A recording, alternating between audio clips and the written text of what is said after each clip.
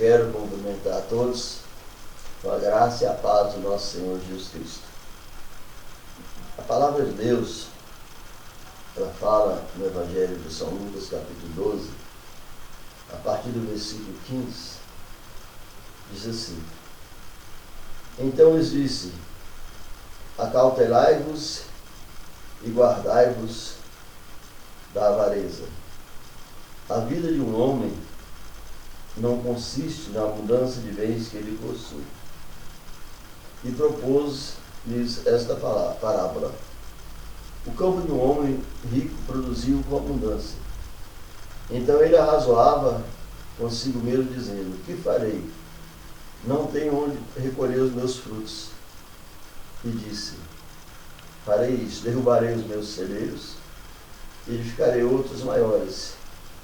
E aí recolherei todo o meu produto e todos os meus bens. Então direi à minha alma: alma, tens em depósito muitos bens para muitos anos. Descansa, come, bebe e folga. Mas Deus lhe disse: louco, esta noite te pedirão a tua alma. Então o que tens preparado, para quem será? Assim é aquele que para si ajunta tesouros e não é rico para com Deus. Veja bem, a minha grande preocupação é que há um movimento chamado confissão positiva, espalhado pelo Brasil e pelo mundo todo, levando as pessoas a correrem sempre atrás dos bens materiais. Mas Jesus nunca prometeu isso para ninguém. Prometeu vida eterna, prometeu salvação. E é isso que eu quero compartilhar com vocês hoje. Porque nesse texto que nós vimos aqui um homem, que a palavra diz que ele era muito rico e havia no seu campo produzido muita riqueza naquele ano, uma grande colheita, uma grande safra. E a preocupação maior que ele teve foi com o produto, com o fruto do seu trabalho, com os grãos que havia colhido, com toda a produção da sua fazenda. E ele disse que ele ia derrubar os celeiros pequenos, fazer os maiores, e guardar e deitar na sua rede e dizer: alma, tens imenso, tem em depósito muitos bens, como bebe e folga. Mas a palavra de Deus, na hora, Deus chama a atenção e diz: louco, não sabe que essa noite pedirão a tua alma? E tens juntado, para quem serás? Então essa é a palavra de Deus nos exortando que nós precisamos aprender a ser ricos para com Deus. Não correr atrás dos bens, das riquezas da terra, porque o que é da terra, na terra fica. Tudo que é dessa terra, na terra vai ficar. Ninguém vai levar nada para o céu. Então Jesus, um certo dia, encontrou com um jovem também, que era muito rico. E Jesus, quando o encontrou, e que ele fez uma pergunta para Jesus, ele disse: bom mestre, o que hei de fazer para herdar a vida eterna? Veja bem que ele tinha uma preocupação. A preocupação dele era alcançar a salvação, era a vida eterna. E Jesus então ficou maravilhado, deve ter pensado assim: bom, agora encontrei um dos nossos aqui. Mas Jesus lhe disse: por que me chamas bom? Ninguém é bom senão um que é Deus. Sabe os mandamentos. Jesus diz: não adulterarás, não matarás, não furtarás, não dirás falso testemunho, honra a teu pai e tua mãe.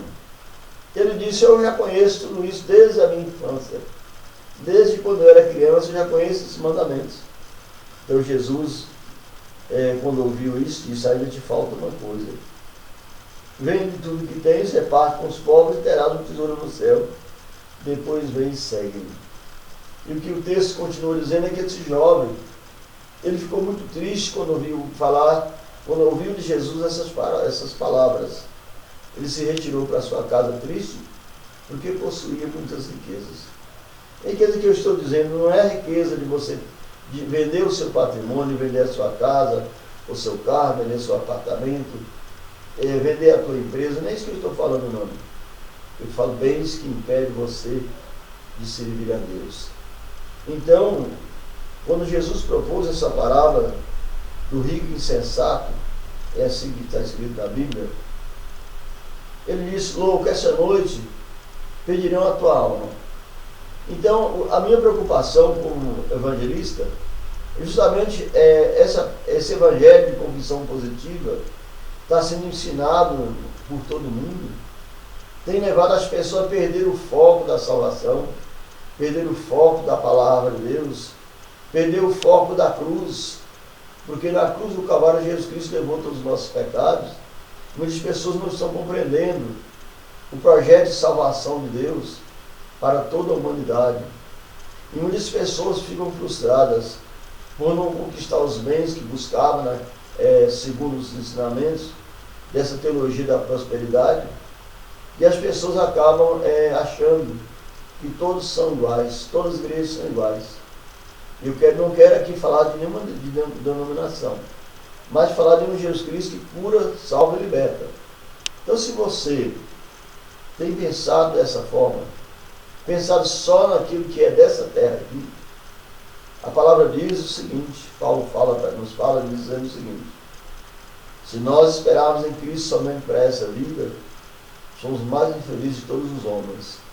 Quem espera em Jesus só para esta vida, meus amados, esta vida aqui, ela é passageira. Nós somos peregrinos aqui na terra, estamos aqui de passagem. Então nós temos que preocupar com a nossa vida eterna, com a vida após a morte. Por quê? Tudo que é desse mundo, muitas pessoas correm de forma desenfreada procurando adquirir bens materiais.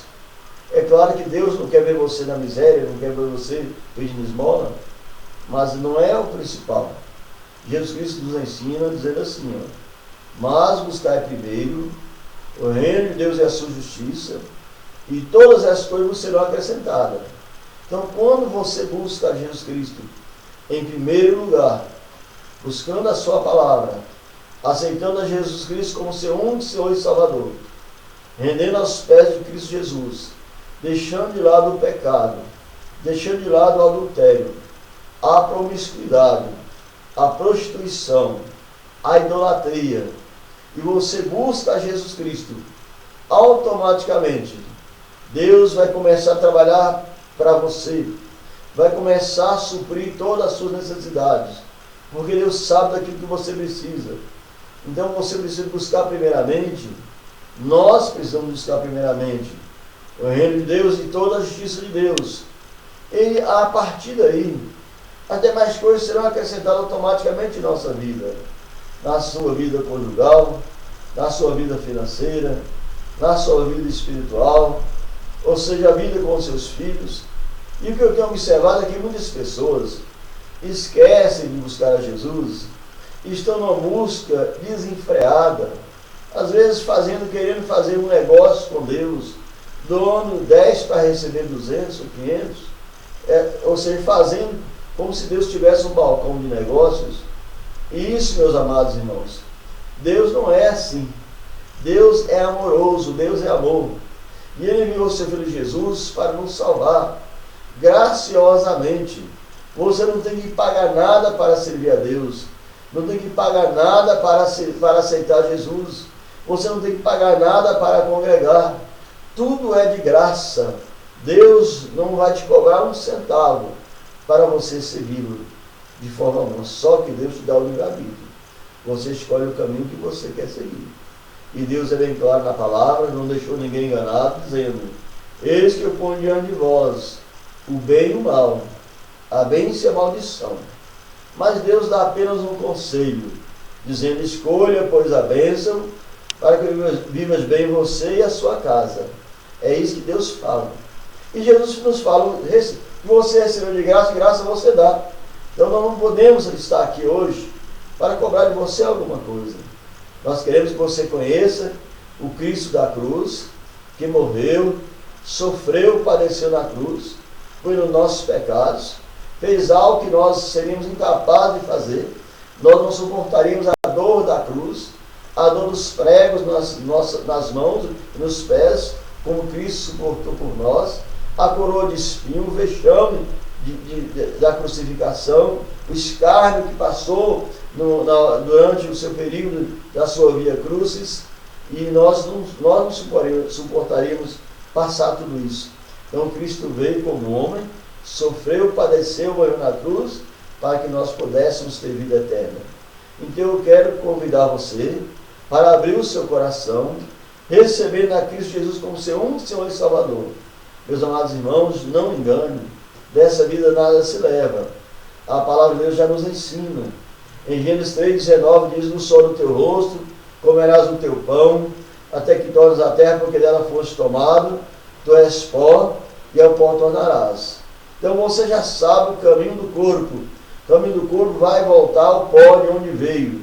Mas a alma, meus amados irmãos, vão se dar o destino que você quiser a sua alma. E só tem dois caminhos: ou o caminho do inferno, ou o caminho do céu. Não tem meio termo, não. A palavra é muito clara. E eu não vou fazer nenhum rodeio, não. É assim que diz a palavra de Deus.